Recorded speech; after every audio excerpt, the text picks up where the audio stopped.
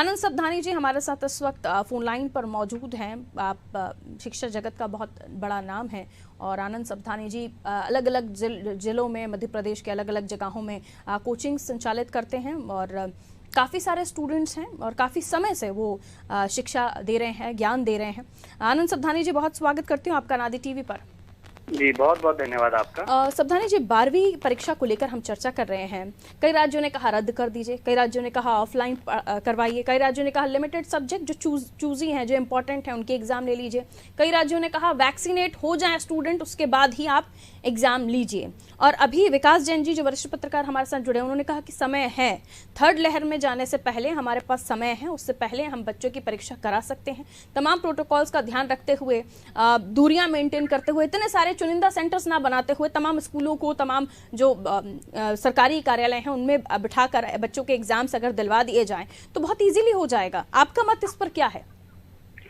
जी, मैं सबसे पहले तो ये बोलना चाहूंगा कि 12th के एग्जाम होने तो चाहिए, ये तो 100% राइट है और सभी लोग शायद ये मान भी रहे हैं। खुद हमारे जो HR मिनिस्ट्री वाले हैं जो ये सारा काम देख रहे हैं, निरंश जी, वो भी ये बोल रहे हैं कि सभी राज्यों से उन्होंने सुझाव मांगे हैं। और जहां तक मैं जानकारी हासिल कर पाया हूँ कि काफी सारे राज्य जहां अभी कोरोना का प्रकोप इतना नहीं है या कम हो चुका है, वहां सबने सहमति भी दे दी है। लेकिन जो बड़े राज्य हैं जैसे महाराष्ट्र और दिल्ली, जहाँ सबसे ज्यादा बच्चे CBSE या ICSE बोर्ड के हैं, वहां से अभी भी अच्छे संकेत नहीं मिल रहे हैं, क्योंकि वहाँ कोरोना भी कंट्रोल में नहीं है, इसलिए शायद वो लोग एग्जाम कराने के पक्ष में नहीं है। खैर जैसा भी है, 1 जून के पहले भी फैसला आ जाएगा। एक चीज ये बहुत ध्यान देने वाली बात है कि 12th के एग्जाम क्यों होने चाहिए, क्योंकि हर कोई इंसान चाहता है कि मुझे एक अच्छी लाइफ स्टाइल जीऊं। अच्छी लाइफ स्टाइल जीने के लिए उसको एक अच्छी जॉब की जरूरत है। अच्छी जॉब तभी मिलेगी जब उसका कॉलेज अच्छा होगा, और कॉलेज तभी मिलेगा जब 12th के एग्जाम उसके अच्छे निकलेंगे। इसका मतलब एक अच्छी लाइफ जीने के लिए किसी भी इंसान को 12th के एग्जाम देना बहुत जरूरी है, क्योंकि उसी से ही सारी चीजें डिपेंडेंट हैं। तो इधर पर ये बहुत जरूरी है कि 12th के एग्जाम जो हैं वो होने चाहिए और उसका जो मूल्यांकन है वो भी सही तरीके से होना चाहिए। अब यहाँ पर ये देखा जाए कि जैसे अभी वरिष्ठ पत्रकार हैं हमारे, उन्होंने भी सही बात बोली कि थर्ड लेयर में जाने के पहले थर्ड वेव है तो हम करवा सकते हैं। बट आप ये चीज ध्यान रखिएगा कि जब पहली वेव आई थी, उसके बाद जब सेकंड लहर जब इसकी आई, तो सेकंड लहर में शायद हम सब, सरकार, हम सब भी शायद इतने कॉन्शियस नहीं थे। इसी कारण से बड़े बड़े आंदोलन होने लगे, धरने होने लगे, इलेक्शन होने लगे, रैलियां होने लगी। तो शायद उसी का ये परिणाम है कि तीसरी लहर भी आ गई, तीसरी लहर आ गई। अभी अगर ये हम करेंगे, फिर से एग्जाम के चक्कर में चले जाएंगे, तो शायद दूसरी लहर आ गई। अब तीसरी लहर अगर आ गई तो बड़ी दिक्कत हो जाएगी। और शायद आपने सुना होगा कि तीसरी लहर जो है वो सबसे ज्यादा अगर असर किसी को करेगी तो बच्चों को करेगी। एक ऐसे बच्चे जो 18 साल से छोटे हैं, और वो बच्चे जिनके लिए यहाँ तो वैक्सीन अभी बनी नहीं है, और बनी है तो उनके लिए लगी नहीं है। तो सबसे बड़ी चुनौती ये है। तो मैं तो बस इतना ही रिक्वेस्ट करना चाहूंगा कि अभी ऑफलाइन एग्जाम कराने की कंडीशन नहीं है, लेकिन ऑफलाइन एग्जाम के बिना नतीजा नहीं आएगा, अच्छा रिजल्ट नहीं आएगा। अगर हम चाहें बहुत जल्दी में अगर हो, कम सेंटर्स बना के कम सब्जेक्ट के साथ ऑफलाइन एग्जाम करा सकते हैं, एक ऑप्शन ये है। दूसरा ऑप्शन ये भी है कि वैक्सीन सबको लग जाए। अभी 18+ वालों को लग रही है, उसके बाद बच्चों को वैक्सीन लग जाए। एक बार वैक्सीनेटेड होने के बाद मेरे ख्याल से दिक्कत नहीं होगी इतनी, के बाद एग्जाम हो। दूसरी चीज हम ये भी कर सकते हैं कि जो जैसे ऑनलाइन क्लासेस चल रहे हैं उसी प्रकार से ऑनलाइन एग्जाम भी करें। बट ये चीज श्योरिटी देनी पड़ेगी ऑनलाइन एग्जाम में कि उसके रिजल्ट, उसके जो आंसर्स हैं वो तुरंत बताने पड़ेंगे बच्चों को, तुरंत वहां पर ऑब्जेक्टिव टाइप उसको लेके, ताकि बच्चों को ज्यादा समय न मिले कुछ और चीज सोचने का ऑनलाइन के बीच में। तीसरा, ओपन कुछ ऐसा पैटर्न बनाना चाहिए कि क्वेश्चन फ्लैश हो, उसका आंसर एट अ टाइम दे, वो सबमिट हो जाए, फिर नेक्स्ट क्वेश्चन की तरफ मूव करें। कॉम्पिटिटिव एग्जाम्स में देखते हैं कि क्वेश्चन फ्लैश होता है और उसके साथ 1 मिनट का टाइम मिलता है या क्या, क्योंकि डिस्क्रिप्टिव अगर लिखेंगे तो उसमें तो बहुत टाइम चला जाएगा। डिस्क्रिप्टिव ऑब्जेक्टिव पेपर लें, ताकि एक क्वेश्चन आए, उसके 4-5 ऑप्शन आए, बच्चा उसमें से क्लिक करे, उसके लिए 1 मिनट, आधा मिनट, 2 मिनट, जो भी टाइम शेड्यूल हो, जो बड़े बड़े प्रोफेसर बोले उसके हिसाब से, ताकि नकल भी ना हो और ऑनलाइन उनका रिजल्ट भी आ जाए और मापदंड भी सही हो, ताकि उनको मार्क्स मिल जाए। एक और चीज हो सकती है जो हम कॉलेजेस में हमने देखा होगा कि कॉलेज में अभी ओपन बुक पैटर्न से भी वो रिजल्ट आया था। बट ओपन बुक पैटर्न के पक्ष में मैं इसलिए नहीं हूँ क्योंकि उससे क्या हो सकता है कि फेयर रिजल्ट नहीं आएगा। ये हो सकता है कि बच्चा जब घर पे गया, उसके पास कॉपी है, उसके पास बुक्स हैं, उसके पास इंटरनेट है, वो कुछ भी कर सकता है। और चौथी और सबसे इम्पोर्टेंट चीज, जैसा कि सर ने भी बताया, कि हम लिमिटेड बच्चों के साथ अलग अलग जगह पे दूर दूर बिठा के सोशल डिस्टेंसिंग का पालन करके कम सब्जेक्ट के और कुछ चुनिंदा विषय के एग्जाम भी करा सकते हैं। ये मेरे सुझाव रहेंगे इस समय। बिल्कुल।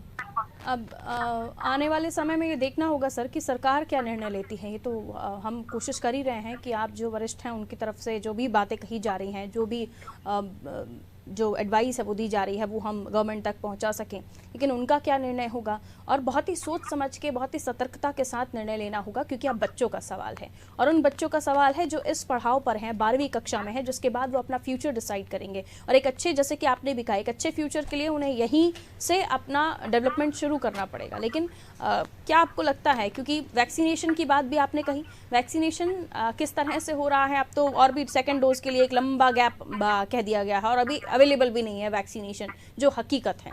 दूसरा, जो इंतजाम करने के लिए कहे जा रहे हैं, क्या उस संसाधनों के साथ सरकार तैयार है? ये भी चीज़ें हैं। और ऑफलाइन के लिए फिर वो सॉफ्टवेयर डेवलपमेंट, तमाम चीज़ें, ये क्योंकि जो भी चीज़ें होती हैं उतनी हार्ड एंड फास्ट नहीं होती हैं, और समय इतना नहीं है कि आप महीनों सॉफ्टवेयर बनाने में लगा दें या महीनों आप वो पैटर्न तैयार करें जिस पर आप परीक्षा कराने जा रहे हैं। बहुत सारी चीज़ें। जी, सही बोल रहे हैं आप कि सबसे पहले आपने वैक्सीनेशन के बारे में जानकारी बोली कि वैक्सीनेशन, आपको भी मालूम है कि अभी 45 प्लस वालों का ही वैक्सीनेशन प्रॉपर नहीं हुआ है। क्योंकि पहले बोला जा रहा था कि 28 दिन बाद दूसरी डोज, फिर बोला 45 दिन बाद, अब बोला 84 दिन के बाद। ये सभी को मालूम है ऐसा क्यों किया जा रहा है, क्योंकि एक ही वैक्सीन के 3 तरह के तो रिजल्ट हो नहीं सकते कि 3 तरह के अलग अलग उसका रिजल्ट आए लगने का। दूसरा, 18 से 44 साल वालों की बात करें तो वो बेचारे अपने आंखें खराब कर चुके हैं ऑनलाइन स्लॉट बुक करने के लिए, लेकिन उनके स्लॉट नहीं बुक हो रहे। हालांकि अब स्लॉट को थोड़ा सा और पेचीदा कम किया है और वो अब डायरेक्ट भी ले सकते हैं, ऐसी चीजें की हैं।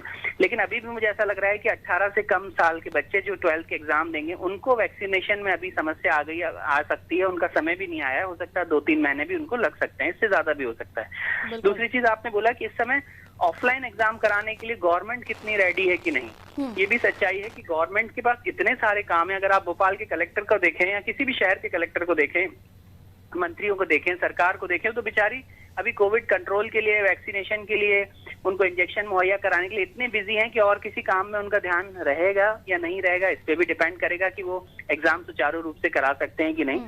तीसरी चीज, कहीं ना कहीं जो शिक्षक हैं, जो शिक्षा विभाग से जुड़े हुए अधिकारी हैं, वो भी कहीं ना कहीं कोरोना कंट्रोल में लगे हुए हैं, तो वो लोग भी कितना ध्यान दे पाएंगे, ये भी महत्वपूर्ण है। और एक सबसे इंपॉर्टेंट आपने चीज बोली कि हर कोई कह रहा है कि ऑनलाइन मोड में चले जाएं, ऑनलाइन मोड में चले जाएं।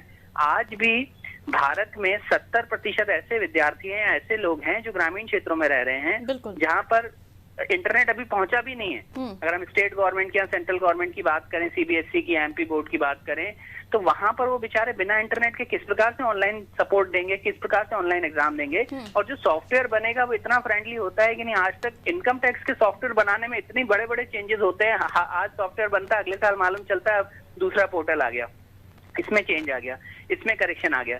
सोचिए, यहाँ पर बच्चों का भविष्य बन रहा है। उस भविष्य बनने के लिए अगर कोई सॉफ्टवेयर बनेगा और इतनी आनंद फानंद में अगर कोई सॉफ्टवेयर बनेगा और उसमें अगर मिस्टेक आ गई तो शायद बच्चों का भविष्य अधर में अटक जाएगा। जब वो ऑनलाइन पेपर दे रहे होंगे, बीच में टाइम चला जाए, बीच में वो साइट हैंग